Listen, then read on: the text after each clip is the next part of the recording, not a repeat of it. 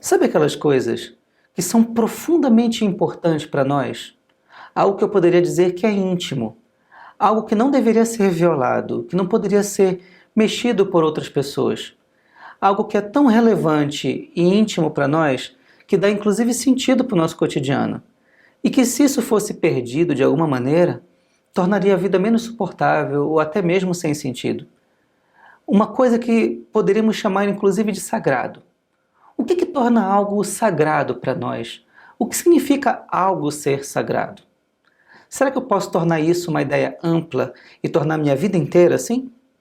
Vamos tentar entender um pouco melhor essa ideia.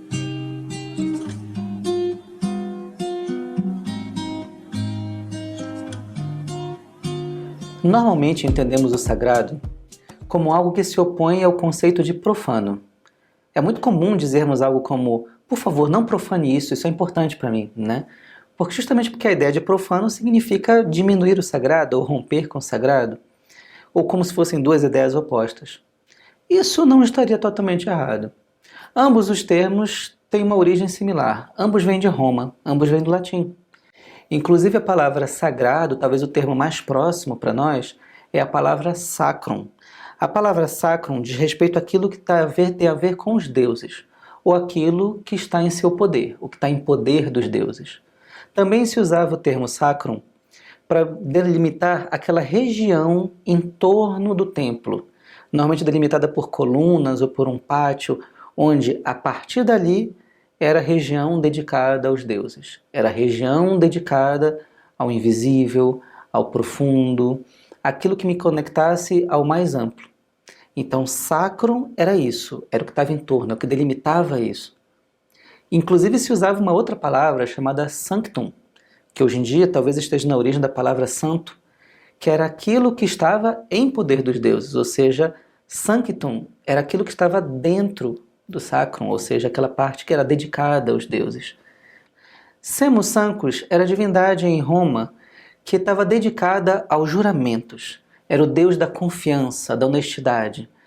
Faz sentido para a gente, porque quando alguém dava a sua palavra e firmava um compromisso, aquilo deveria ser inviolável.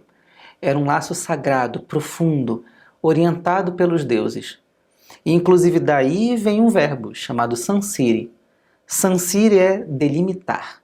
O que está delimitado aqui é inviolável. Então, uma vez delimitado, o que está dentro é atemporal. Uma vez delimitado, o que está dentro é para sempre.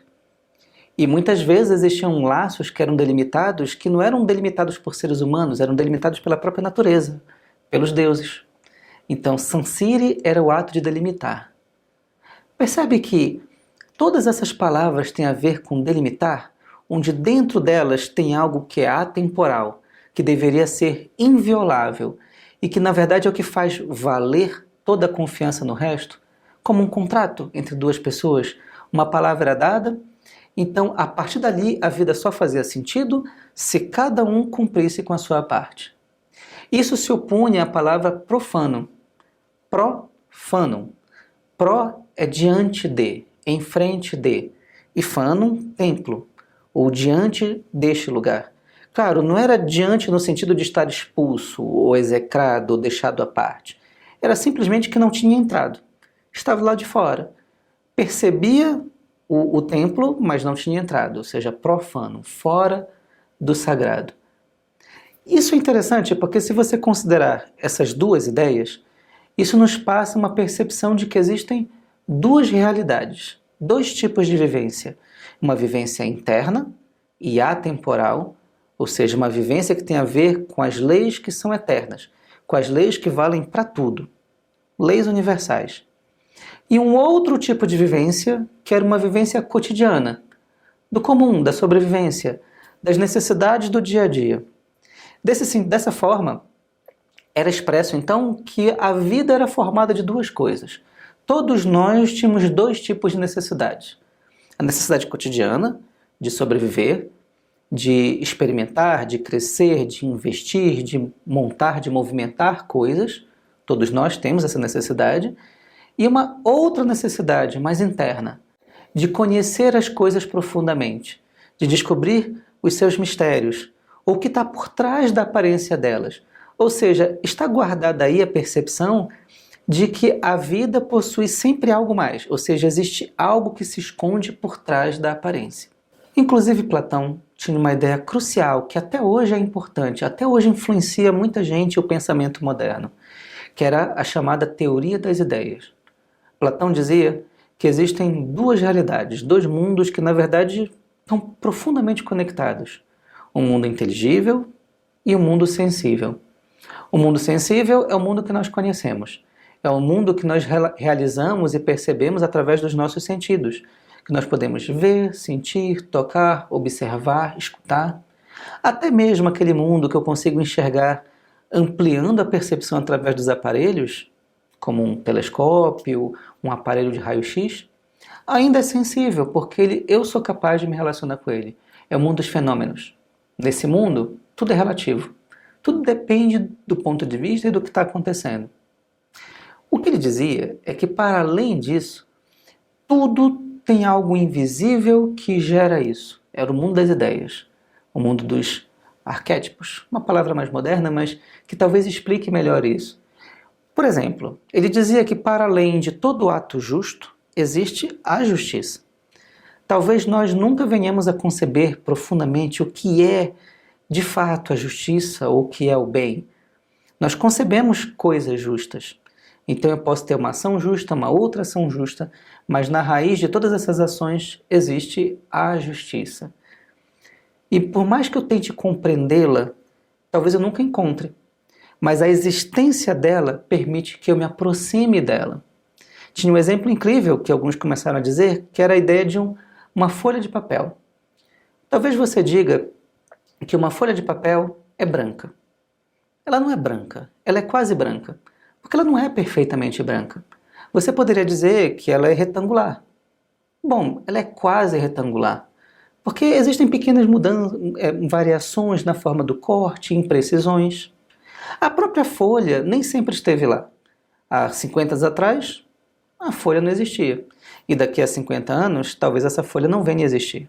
Ou seja, a própria existência dela é relativa. Mas eu conceber esse quase, ela é quase branca, ela é quase retangular, é porque eu estou me reportando a uma ideia que é a ideia de retângulo, é a ideia do que é branco, a ideia do que é eterno. Então, esse quase, ou seja, o mundo sensível é o mundo do quase, das coisas que se aproximam, enquanto que o mundo inteligível é o mundo dos conceitos, das ideias, daquilo que é por si só. Todas as coisas parecem ter algo por trás que, se eu conheço, eu consigo compreender todo o resto. Por exemplo, se eu compreendo a ideia de retângulo, eu posso construir coisas retangulares.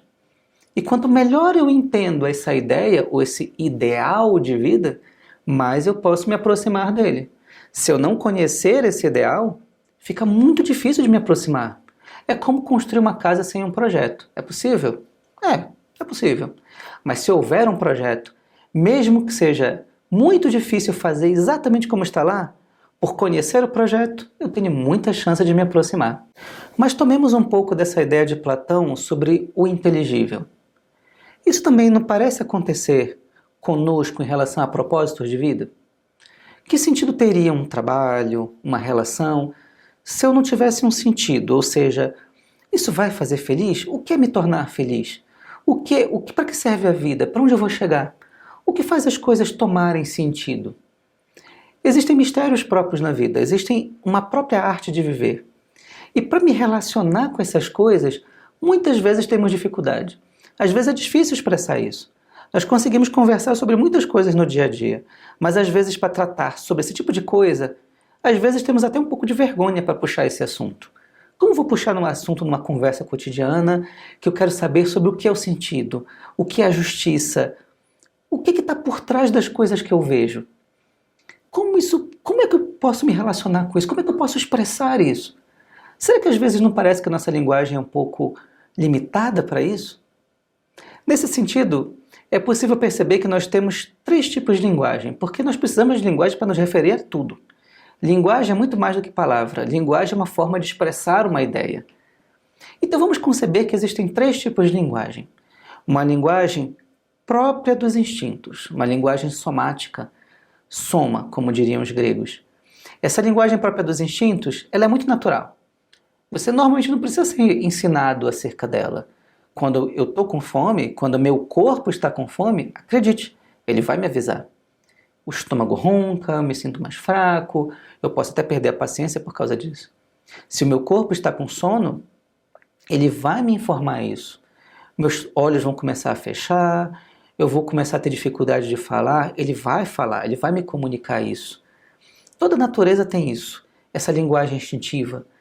E nós precisamos saber relacionar com ela. Claro, embora ela seja instintiva, natural e eu não precise ser ensinada sobre ela, eu também não posso subestimá-la. Ela é importante. Ignorar, por exemplo, um sinal do corpo de uma possível doença pode não ser uma ideia muito inteligente, porque eu vou estar ignorando um sinal do corpo para eu entender que ele precisa ser tratado. Mas esse é um nível de linguagem. Eu poderia subir um pouquinho o nível dessa linguagem e falar do que os gregos relacionariam com a linguagem da psique, que para nós seria a linguagem do cotidiano. A linguagem que diz respeito ao dia a dia, a compreender as coisas, a saber uma tarefa, uma atividade. Essa linguagem é um pouquinho mais refinada. Nós não nascemos com ela. Nós precisamos ser ensinados a ela. Nós passamos por escolas, nós aprendemos o idioma. O idioma é uma linguagem, é uma linguagem do cotidiano. Falar português, falar inglês, falar qualquer idioma é tentar me relacionar com as coisas que acontecem no dia a dia. Assim como eu posso aprender também o idioma de uma tarefa, de uma atividade, como aprender engenharia, como aprender direito, é aprender uma linguagem, uma forma, um protocolo de me relacionar com uma certa atividade. E para poder aprender isso, eu preciso de professores, eu preciso de instruções, manuais, eu vou em busca de formação. Posso até ter um pouco de autoformação, mas essa autoformação normalmente foi legada por alguém. Então essa linguagem cotidiana também é uma conquista cultural. É uma conquista que cada um de nós vai colocando e que nos permite nos relacionar com o dia a dia. Mas notem que, segundo tudo isso que nós vemos conversando até agora, está faltando algo.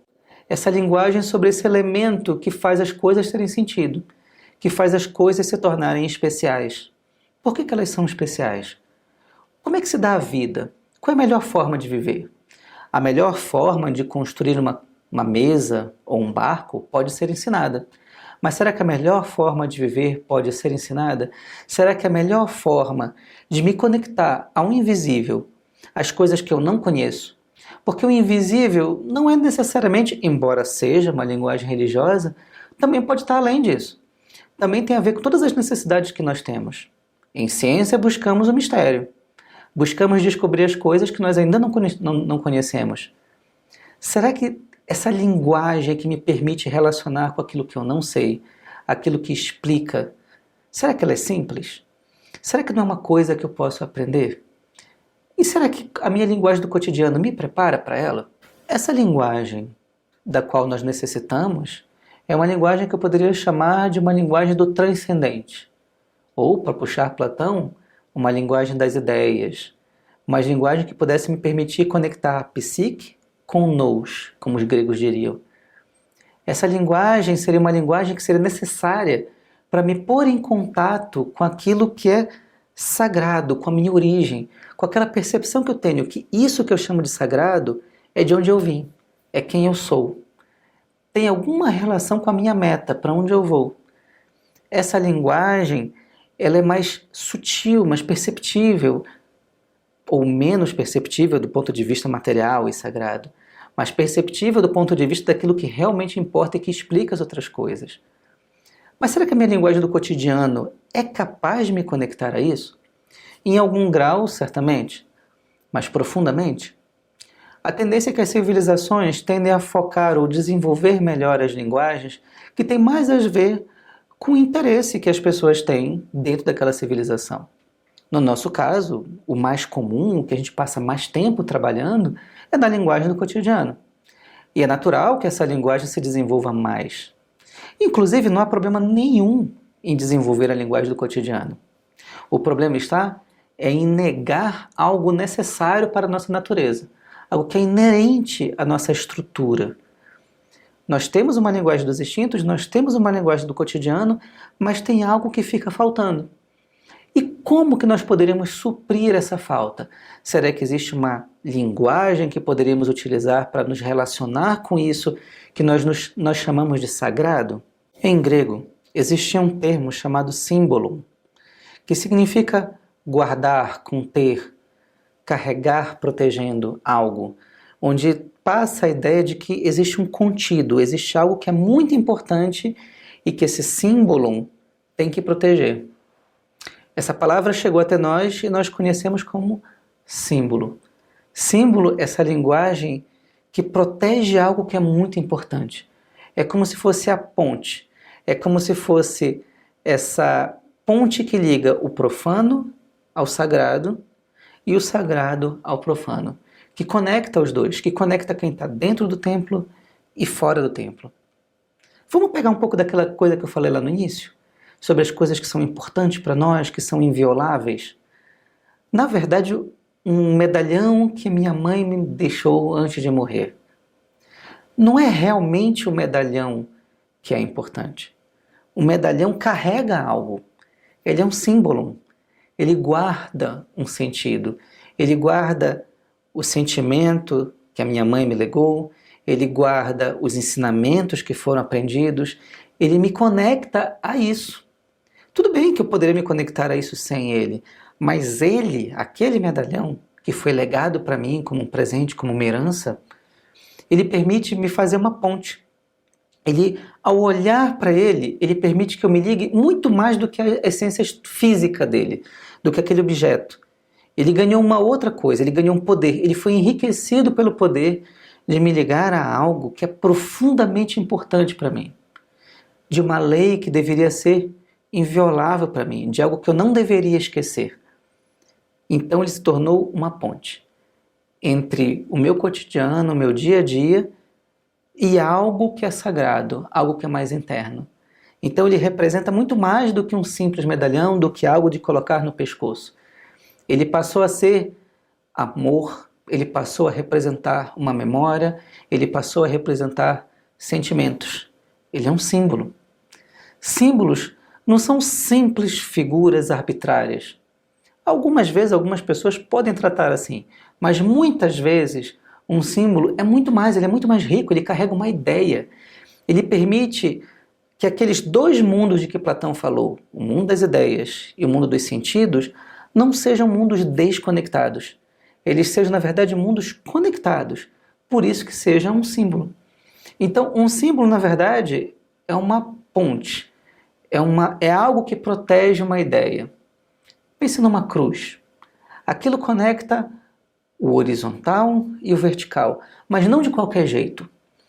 Tem vários tipos, várias formas de representar uma cruz, mas todas elas estruturam harmonicamente o vertical e o horizontal.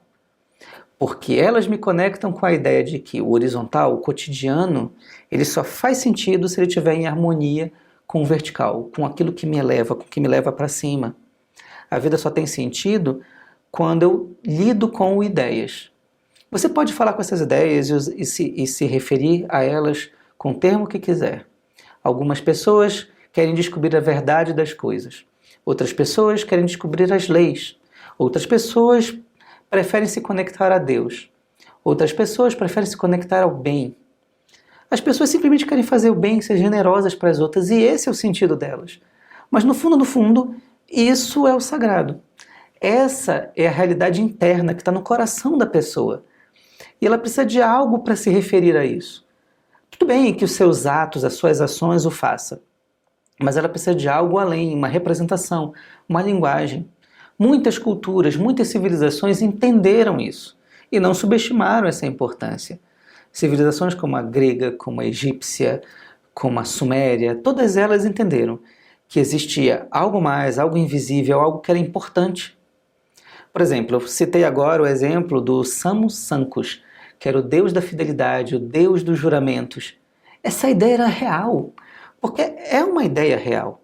Para além do simples apertar de mãos, para além da simples assinatura, é preciso confiança. E a confiança não é visível. A confiança é invisível. Tanto faz se você assina, tanto faz se você deu sua palavra, se não existe algo invisível que garante que o visível aconteça. Só é possível ver amizade e confiança se esse invisível está presente. E quando ele está, a vida é mais bonita, mais bela e mais simples ao mesmo tempo. É disso que nós estamos falando, nos conectar com o sagrado. E essa linguagem simbólica é a que me permite perceber. Muito se poderia falar sobre ela. Para entender essa linguagem simbólica, não é tão simples, ela é um idioma, como outro qualquer. Ela precisa ser ensinada, aprendida, vivenciada. Da mesma forma que muito se fala sobre filosofia. Filosofia é a arte de viver, porque viver dessa maneira mais profunda, com sentido, é algo que também pode ser ensinado. E a mesma coisa diz respeito aos símbolos. Mas que tipo de linguagem simbólica eu preciso desenvolver? Como é que isso pode, na verdade, afetar o meu dia a dia? Para conseguir isso, todos os povos de todos os tempos, de alguma forma, tiveram essa necessidade de contato com o sagrado. E, de alguma forma, desenvolveram uma linguagem para ter esse contato com o sagrado. Seja de uma maneira, seja de outra. E sempre, todos aqueles que se conectam em contato com o sagrado, expressaram isso de duas maneiras básicas. Uma linguagem interior, de vivências, ou seja, uma compreensão, né? Uma compreensão da vida de uma forma profunda, uma forma de ler a vida, de ler esses símbolos. E, ao mesmo tempo, uma linguagem exterior, algo que, para aquele que compreendeu, consiga traduzir para os demais, uma forma de transmitir. Isso faz sentido porque toda linguagem tem que ter um pouco disso. Eu tenho que ter a capacidade de ler aquilo que está à minha frente e tenho que ter a capacidade de expressar aquilo que eu compreendi. Não só para me conectar com os outros, mas para poder passar adiante aquilo que foi compreendido. Isso não é diferente com os símbolos. Todo símbolo necessita disso. Portanto, a gente pensa que às vezes que símbolo é uma coisa reflexiva, que na verdade eu só vejo o que está fora de mim, mas na verdade isso envolve muita ação. Porque precisa que eu compreenda profundamente, que eu enxergue as coisas, que eu reflita sobre elas e que eu consiga transmiti-las. Mas eu preciso de uma linguagem clara. Então, essa linguagem interior a que eu estou me referindo, que permite que eu leia as coisas de uma maneira geral, ela precisa necessariamente de ação. Eu preciso me colocar em contato com as coisas para que essas coisas sejam compreendidas. Sem agir, sem me colocar, sem me lançar na vida, eu perco contato com elas. E sem contato, eu não aprendo, eu não faço uma ponte. Na verdade, eu crio uma separação, quando justamente o que eu quero é compreender que existe algo que une tudo, uma lei que está por trás de tudo. Então eu preciso dessa linguagem especial que me permita aprender quando eu estou em movimento. Sem os símbolos, isso é uma tarefa impossível. E hoje, como nós temos muito pouco dessa linguagem, nós tentamos buscar a linguagem daqueles que nos precederam, daqueles que souberam expressar isso. Para os gregos, essa ideia de que existe algo sublime, superior, que pode ser compreendido e que as pessoas podem aprender e expressar no seu dia a dia, tinha um nome: Hermes. Hermes era o mensageiro dos deuses. Era aquele que trazia a mensagem do céu para a terra, que conectava o que está de mais profundo para o cotidiano. Então, isso estava presente, isso era vivenciado. As pessoas no dia a dia diziam: Hermes está presente, porque eu consegui entender, eu consegui solucionar uma coisa que antes não parecia ter solução, mas tinha. Eu fui lá em cima, captei e trouxe. Então, para aprender, uma das formas de aprender essa linguagem é justamente me pôr em contato com essas culturas. Mas não simplesmente por uma questão intelectual, no sentido de só memorizar significados ou nomes de deuses. Mas mais do que isso, entender o que aquilo significava para as pessoas. O que aquilo pode significar para mim? Que perguntas elas me respondem? Quando eu aprendo essa linguagem, eu aprendo então a usar a linguagem do meu tempo. Porque é claro que isso era importante para os gregos e ainda é importante para os antigos gregos e ainda é importante para mim. Mas como é que eu traduzo isso? O que um olhar quer dizer? Então, nesse sentido, um olhar também seria um símbolo? Porque se símbolo é uma estrutura, uma aparência que me permite conectar, fazer uma ponte com uma essência que está dentro dela, será que eu não poderia então aprender que todas as coisas são símbolos? Será que uma pessoa, a minha aparência é um símbolo, um livro é um símbolo, uma circunstância é um símbolo? Faria sentido. Porque afinal de contas, se um símbolo é uma coisa que protege uma essência, tudo tem.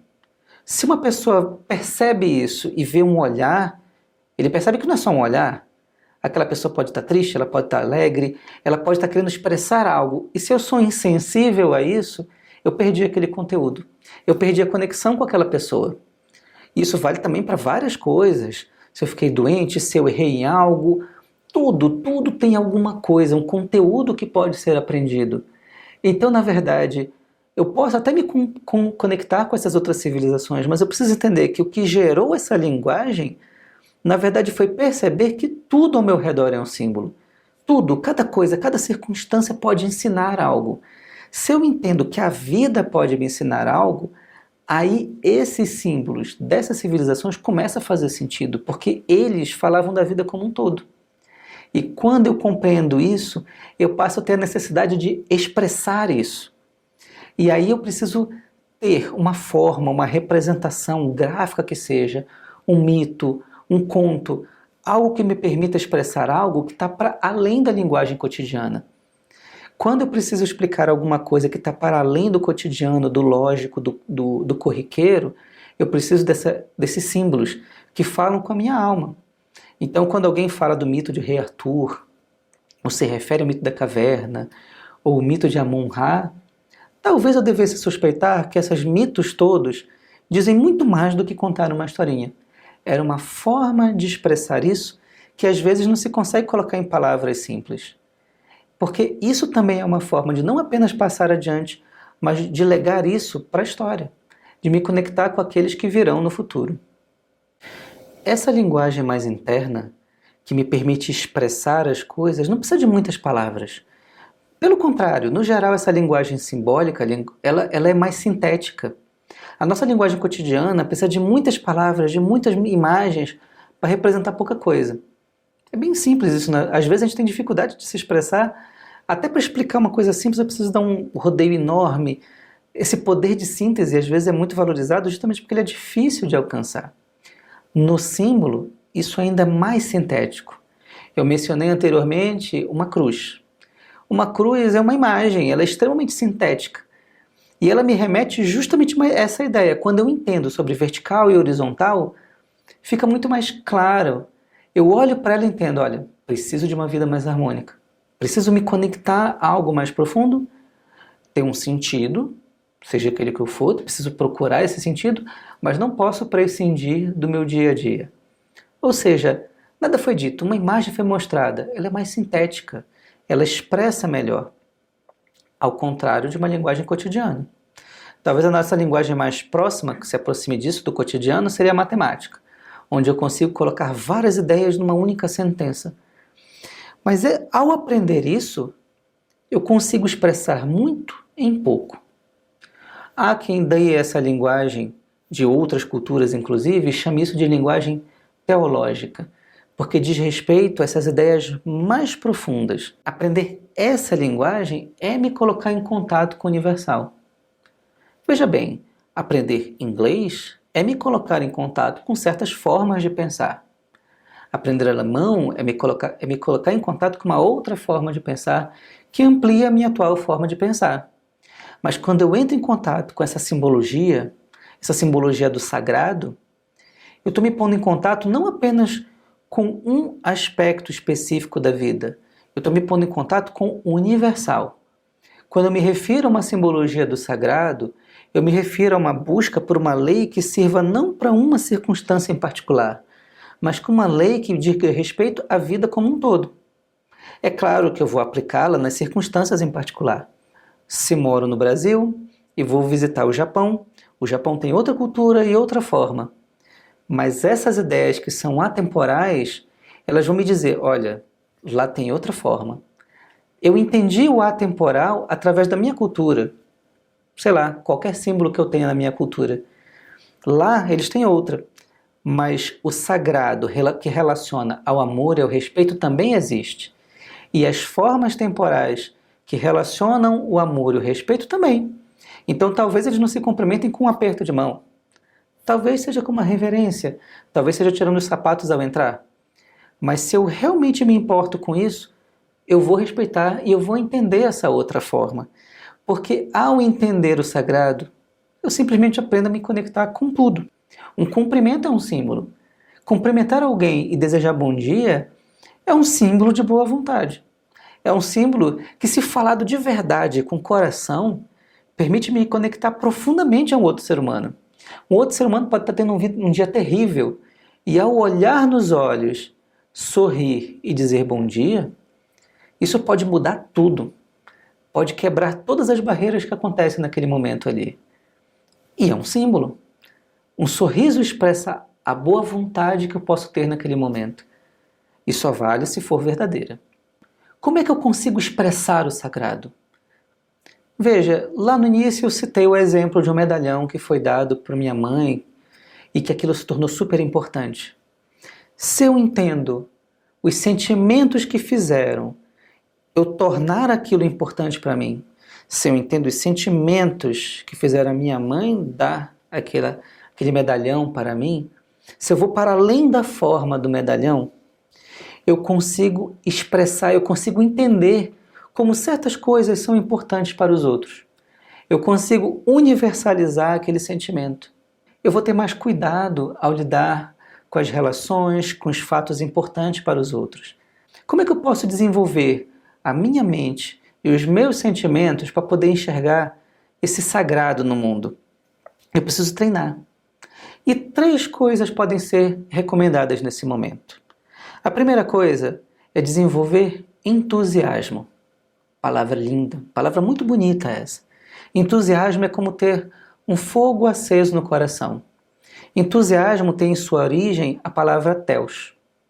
Theos era uma palavra muito bonita, muito ampla, vem do grego. Theos é simplesmente, claro, muitos sentidos podem ser extraídos daí. Mas eu acho muito bonito o sentido que Homero dava para essa palavra. Theos é compreender que tudo obedece ordem. Nada no universo está fora do lugar. Tudo tem um sentido. Tudo é Deus, tudo é inteligência. Tudo movimenta porque está seguindo por uma direção. Entusiasmo é ter Theos, é ter Deus, é ter essa percepção dentro do coração. Então uma pessoa entusiasmada é diferente de uma pessoa empolgada. Uma pessoa entusiasmada, ela tem um motor dentro de si. Ela entende que o mundo faz sentido. Ela entende que devem haver leis. Eu posso não conhecê-las. As coisas podem não estar saindo exatamente como eu espero. Mas isso é só o que eu espero. O mundo é muito maior do que eu espero. O mundo é muito maior do que o que eu vejo. E o meu dia a dia mostra que as coisas se conectam umas às outras.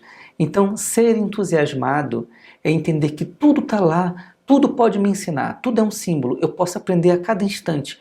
É como voltar a ter os olhos de uma criança e aprender com qualquer coisa que apareça e ficar feliz, animado e alegre com isso. Isso é fundamental para desenvolver uma linguagem simbólica. Outra característica importante, a segunda, eu falei que a lista vai ter 3, é ter uma mente disposta, uma mente laboriosa, uma mente disposta a trabalhar. Uma mente que goste do inusitado, que goste de aprender. Essa mente que gosta do inusitado é uma mente jovem. Uma mente que não está presa naquelas percepções que já aprendeu. Ah, só existe aquilo que eu já conheço. Ah, eu já gosto disso, não quero outra coisa. Essa tua ideia até faz sentido, mas a minha vida já está ok, né? Ou seja, você não está disposto a se questionar. E quando isso acontece, envelhece-se. Você deixa de ter essa juventude dentro do coração. Então é preciso treinar a mente para gostar de trabalhar, de gostar de aprender, gostar de enxergar e de respeitar outro ponto de vista, de entender que um outro ponto de vista é uma outra forma de enxergar o mundo. E por fim, mas não menos importante e até mesmo como consequência das outras características, é o otimismo. Não um otimismo bobo, mas um otimismo que entende que tudo tem um sentido. É uma consequência do entusiasmo, não é? Essa mentalidade de que todas as coisas acontecem porque são efeitos de uma causa. Tudo tem um sentido, nada surgiu do nada. Então, se há um problema, esse problema tem uma solução, porque ele não aconteceu do nada. Ele foi gerado por uma circunstância, por uma solução, por uma situação. Então, se eu desenvolvo uma mente, um sentimento que me permita ter um senso otimista da vida, ou seja, tudo tem um propósito, isso me permite aprender com a vida. Se a minha mente passou a ser assim, então tudo está vivo. Então eu vou ter coisas que são sagradas. Mas se a minha mente é otimista, laboriosa, existe entusiasmo no meu coração, então, para além das coisas sagradas, dos tempos sagrados e dos espaços sagrados para mim, tudo passa a ser sagrado. Tudo passa a ter importância. Deus passa a estar em todo lugar. E cada momento é significativo, cada momento vale a pena. E cada ponto da minha vida passa a ser sagrado.